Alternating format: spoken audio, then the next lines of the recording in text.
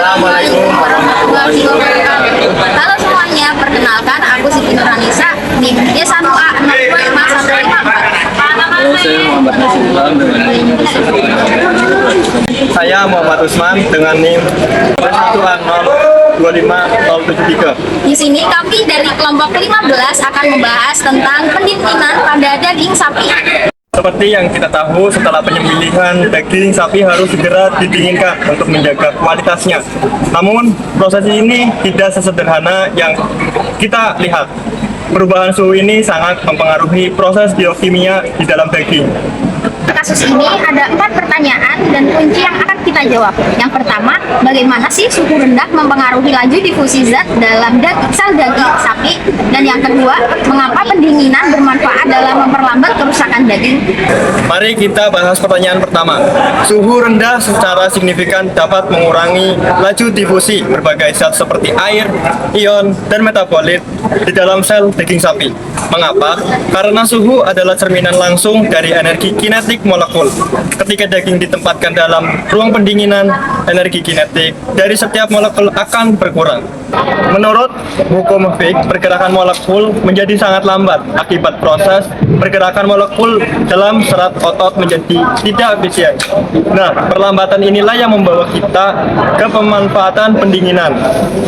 Pendinginan secara efektif menekan 2 faktor utama penyebab kerusakan pada daging, yaitu yang pertama menghambat aktivitas enzim proteolitik dan pertumbuhan mikroba, dan yang kedua pada suhu 0 hingga 4 derajat Celcius kerja enzim melambat drastis dan lingkungan menjadi tidak ideal bagi bakteri pembusuk.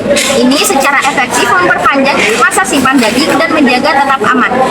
Namun, di balik manfaat tadi, ada resiko besar jika pendinginan dilakukan terlalu cepat, terutama sebelum otot mengalami rigor mortis. Resiko ini disebut cold shortening atau kontraksi dingin. Mekanisme terjadinya cold shortening dimulai ketika daging didinginkan secara drastis di bawah 10 derajat Celcius. Suhu rendah akan menyebabkan kerusakan pada membran penyimpanan kalsium di dalam sel otot daging. Ion kalsium yang seharusnya tersimpan justru bocor ke dalam sitoplasma. Keberadaan ion kalsium pada sitoplasma merupakan sinyal biokimiawi bagi otot untuk berkontraksi, sehingga kondisi ini terjadi karena setelah kematian masih terdapat sedikit ATP pada otot sapi, sehingga mengalami kontraksi yang kuat. Kontraksi ini akan menjadi permanen, menyebabkan daging bertekstur sangat keras dan kehilangan cairan saat dimasak. Tentu ini sangat merugikan. Lalu bagaimana strategi yang tepat untuk mendinginkan daging agar kualitasnya tetap terjaga? Kuncinya adalah mengontrol penurunan suhu. Terdapat 2 strategi utama yang diterapkan oleh industri modern saat ini. Pertama adalah pendinginan bertahap. Daging tidak langsung diberi suhu 0 derajat, melainkan diturunkan suhunya secara pelan ke 10-15 derajat Celcius selama beberapa jam. Tujuannya adalah memberikan waktu pada otot untuk mencapai rigor mortis secara alami sebelum didinginkan lebih lanjut. Cara kedua adalah dengan melakukan stimulasi listrik. Setelah disembelih, karkas dialiri listrik dengan tegangan rendah. Stimulasi ini menyebabkan otot mengalami kontraksi dan secara cepat daging akan menghabiskan sisa ATP-nya.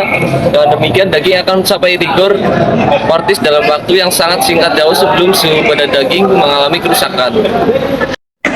Sebelum suhu pada daging mengalami kerusakan, setelah itu daging dapat didinginkan dengan cepat tanpa risiko cold shortening.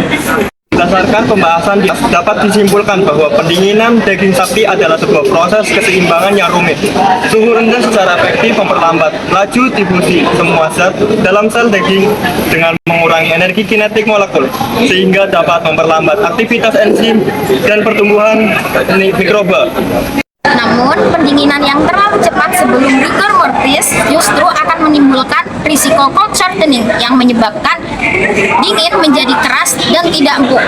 Oleh karena itu, strategi seperti pendinginan bertahap dan stimulasi listrik menjadi solusi efektif untuk menghasilkan daging yang tidak hanya aman dan awet, tapi juga berkualitas tinggi dengan tekstur yang empuk. Pemahaman mendalam tentang interaksi suhu dan biokimia otot. Demikian pembahasan yang telah kami sampaikan. Terima kasih atas perhatiannya. Wassalamualaikum warahmatullahi wabarakatuh.